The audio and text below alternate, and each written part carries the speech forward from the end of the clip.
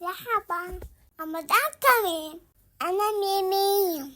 اليوم أسوي كبابية روسية. صار زوبا جنبنا. أوكي. أنا سعيد. ماما سأتيكم. هلا رح بلش جهز لشوربة العدس. أول اشي عندي بصلة فرمها ناعم،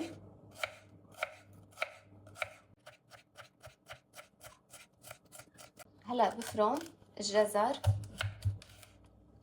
هلا الجزر مكون اختياري، فينا نستغني عنه.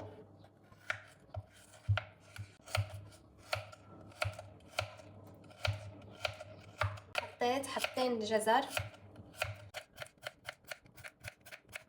ضيف زيت نباتي، ممكن ضيف فوقن البصلة المفرومة،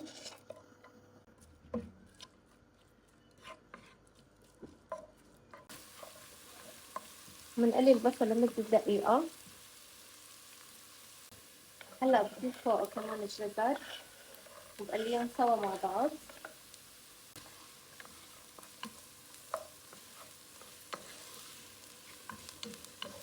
بضيف الملح الصغيرة، ضيف فوقن العدس الأحمر المجروش بعد ما غسلته صفيته من المي كتير منيح. نقليهم مع بعض لمدة دقيقتين 3 حتى العدس ياخد نكهة ويتغير لونه شوي.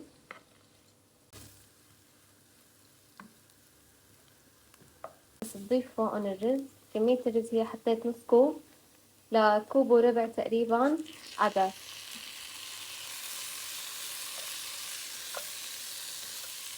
وهلأ بكب المي السخنة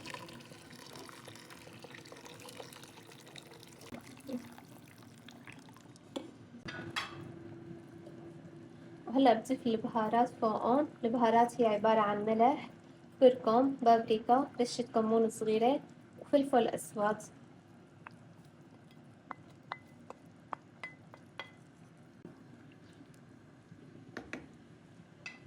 وبغطيهم بتركهم عنا ليستووا، بياخدوا تقريبا نص ساعة ل3/4 ساعة على نار هادية. هاي الشوربة بعد ما استوت عنا هلأ بطحنهم.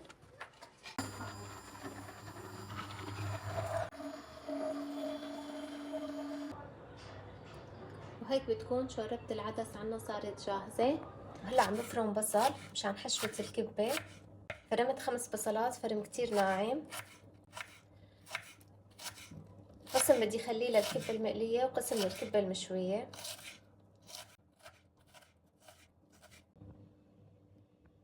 بدي أحضر حشوة الكبة. بضيف أول شي كمية من الزيت، بضيف فوق اللحمة،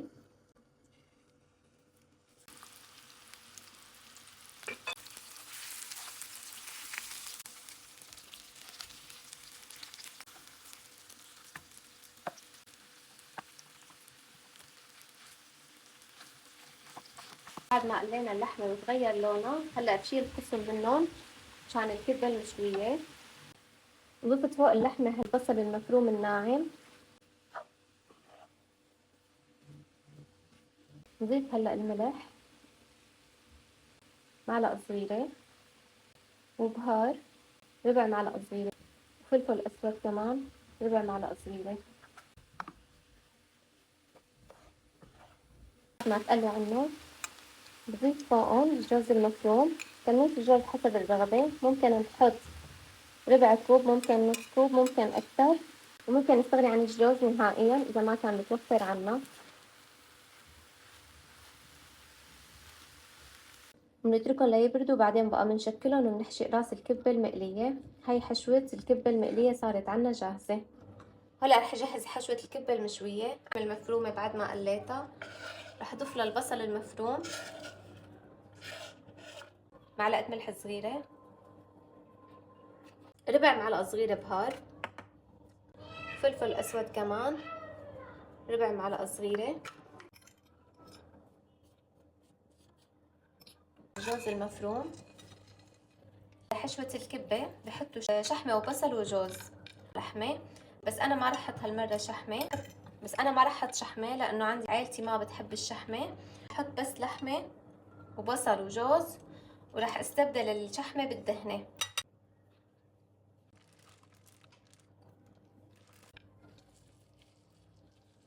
يلي بحب الطريقة الأساسية للكبة بحط الشحمة، بس اللي ما بيحبها وما بتواتي يستبدلها بالدهنة. مثل مريض الكوليسترول، مريض القلب ما بتواتيون الشحمة أبدا. ضيف البابريكا أو معجون الفليفلة حسب الرغبة وحسب المتوفر. معلقة صغيرة دبس الرمان، تقريبا من ربع كوب لنص كوب، حسب كيف نحن بنحب حموضتها.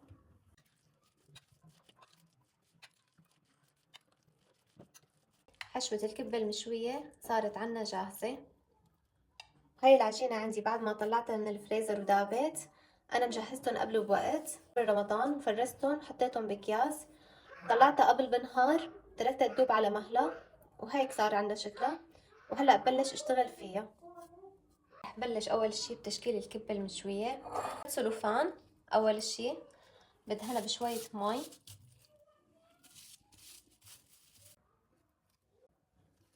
برجع بحط كمان فوقن سلوفان، وهلأ بنضغط عليها بصحن أو زبدة أو حي.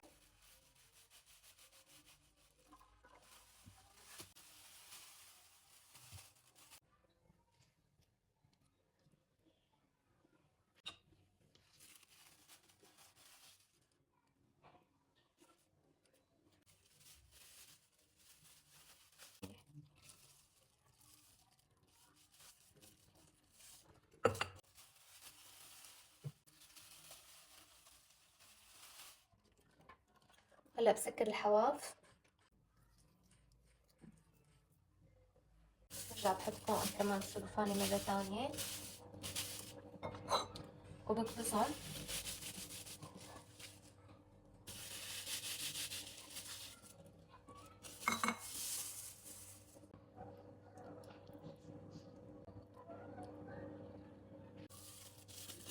باخذ القسم الثاني من العجينة بحطه فوقه،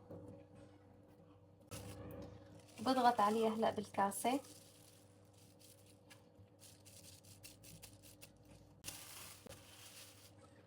بالايدينا بالمي، بضغط على الاطراف كتير منيح حتى اضمن انها تسكرت عنا كتير منيح وما تفتح وقت الشوي. هيك بتكون صارت عنا الكباية جاهزة بهذا الشكل.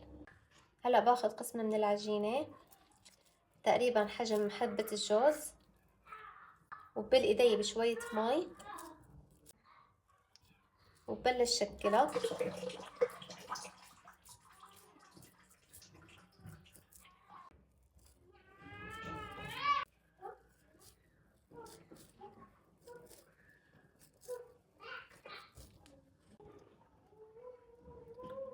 هاي هلا بحشيها. وهي بعد ما حشيتها هلا بضغط عليها بايدي شوي شوي بهدوء وبلش سكرها.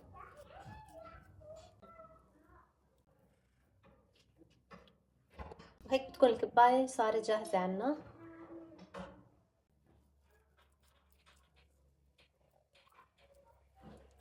هي الكبة المقلية صارت جاهزة بعد ما كبكبتها.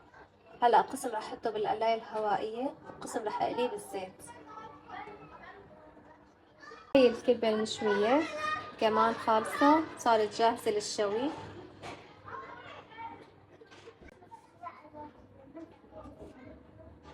وهذا القسم تبع القلاية الهوائية دهنتهم بشوية زيت، هلا بشغل عليهم. هلا بحط زيتون فوق الوسط عشان تستوي عنا حبة الكبة من جوا. وهذا هو اللون المطلوب للكبة. بتحبوه أغمق تتركوهم كمان شوي.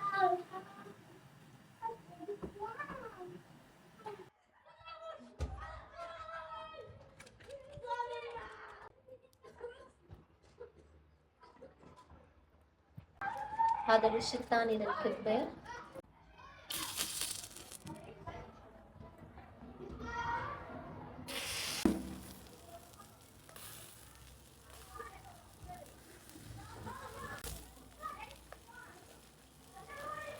هذا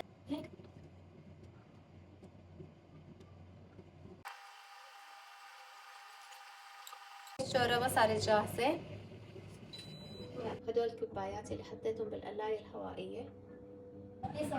هاي الكبة اللي قليتها بالزيت.